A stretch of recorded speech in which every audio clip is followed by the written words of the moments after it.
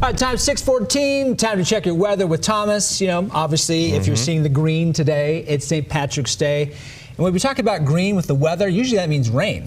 Usually that means rain, but today it's going to be pretty nice. But you'll probably notice as I do the weather, if you've been watching this morning, my tie becomes one with the graphics. How's that work? So I have a green screen behind me. Okay. So the camera's trying to project whatever my graphic is on that green screen. So when I wear green, this shade, so watch the tie kind of disappear behind you. It'll change colors, but you'll still see the shamrocks. But for today, not seeing any pot of gold. It's just a little bit cold out there this morning, but we were treated to a beautiful sunset last night. This was shared by Chris Williams at Stansbury Salt. The sunset doesn't get much better than that. Love seeing all the water down below.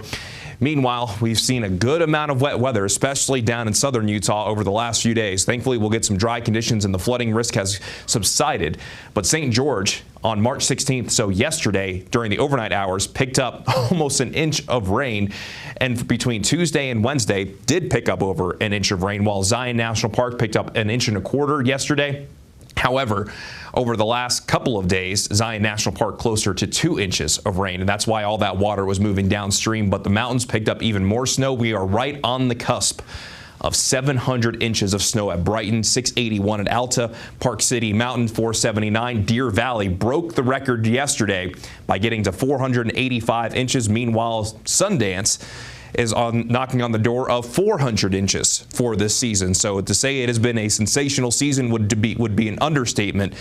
There's still plenty of fresh powder to enjoy if you're going to be heading up into our mountains, and we're already seeing some of those ski resorts already extending their season. So we might even see more of that. But with all that snow up in our mountains, we just need to make sure that we have that gradual warm up, because with all that snow up in our mountains, if we get a fast warm up, that could lead to flooding concerns. But we won't see that issue today. There are a few echoes of moisture down in southern Utah, but that won't get in your way. High pressure is still establishing itself. And even though you saw some moisture in the eastern portion of the state, this is what it looks like from Red Cliffs Lodge and Moab. Doesn't get much prettier than that. Twinkling stars above and calm conditions down below as we look down towards the Colorado River, but it's 21 degrees, definitely chilly. And Snow Basin, got the twinkling stars above here as well as they're getting ready for the day. In Snow Basin, over 400 inches for this season as well.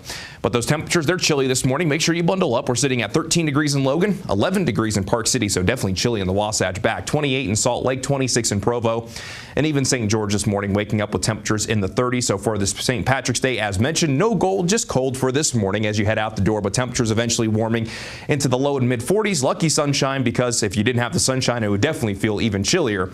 And celebrate safe as we go into this evening, as temperatures will be turning chilly once again. But the regional forecast across the state, daytime highs in northern Utah generally in the 30s and 40s outside of the high country. We'll see a daytime high of 43 degrees in Ogden, 39 degrees in Tooele, and then for the Uinta Basin, daytime highs in the upper 20s and low 30s. So might see a little bit of haze, but not looking too bad for the most part. A high of 27 in Vernal, 41 degrees in Gunnison, 45 degrees in Green River, 41 degrees in Richfield. Then down in southern Utah, 42 in Blanding, 44 in Escalante, 35 in Bryce Canyon, 43 in Enterprise, and St. George knocking on the door of 60 degrees by getting to 59. So high pressure again establishing itself, and that's going to lead to calm conditions for today into and through this upcoming weekend. But by Sunday, you'll notice that high pressure moving out of the way. This will open up the door to a system that'll be arriving going into our Monday. And given the temperatures that we're going to have, as temperatures will moderate just a little bit over the weekend thanks to more of a southerly flow, we're mainly going to look at valley rain and mountain snow going into our Monday, and that potential will be across the entire state. But then this system moves away, all for a bigger system to come in from the Pacific, and this could tap into the atmospheric river moisture once again. So the early and middle portions of next week have the potential to be soggy across the state, and we'll be mainly looking at valley rain and mountain snow. However, that system coming in by the middle of the week could drag in some colder temperatures, so more spots will possibly have the potential of seeing some snow. As for St. George for the St. Patrick's Day, looking pretty good. Daytime highs around 59 degrees in St. George, and it's low 60s this weekend, increasing clouds on Sunday, then bringing in that chance for showers Monday, Tuesday into Wednesday, maybe a few isolated showers lingering on our Thursday.